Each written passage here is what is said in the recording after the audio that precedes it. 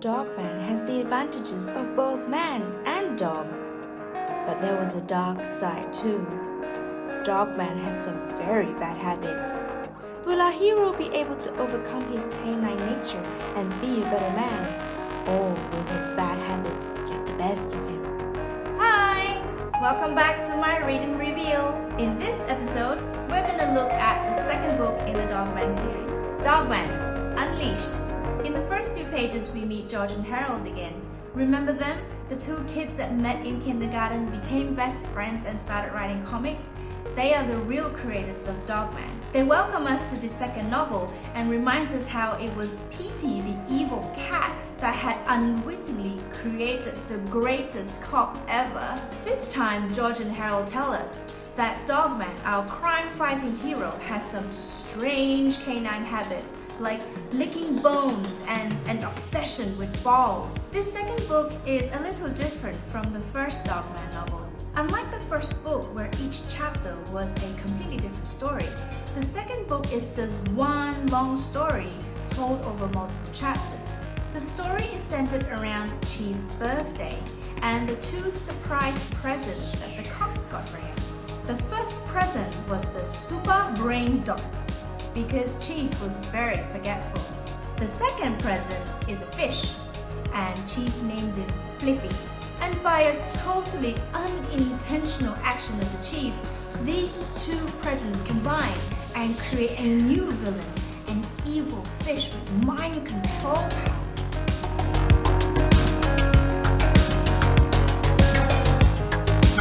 Petey, the evil cat, is of course not happy that there is a new villain in town.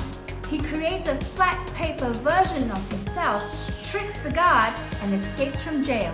A bunch of silly things happen next, involving Petey's tank and his love ray, and real Petey ends up back in jail.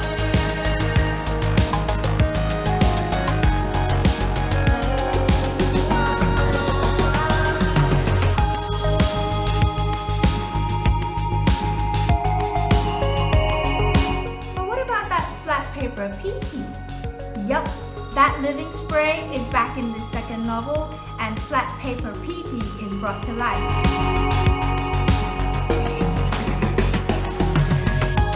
Our canine hero Dogman now has two villains to deal with: Flippy, the evil fish with mind control powers, and flat paper Petey. Each time one of these villains does some evil shenanigan, it is Dogman's strange canine habits that saves the situation. Like how when Flat Petey uses the living spray and brought to life a huge T-Rex that chases Dogman around. Everyone is terrified. But Dogman loves bones, and so he just did what came naturally to him.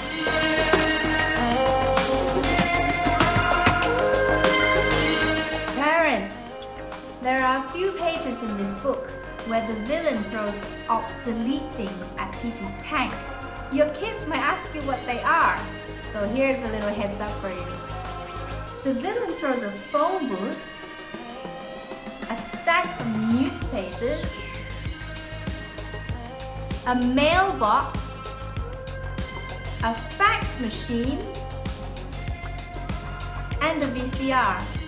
The fun, silly humor and outrageous plots continue in the second novel. I liked how, at the beginning of the novel, Dogman's canine habits was just annoying everybody. But by doing what comes naturally to him, he ends up saving the situation and foiling the plans of the evil villains. I hope you've enjoyed this reveal.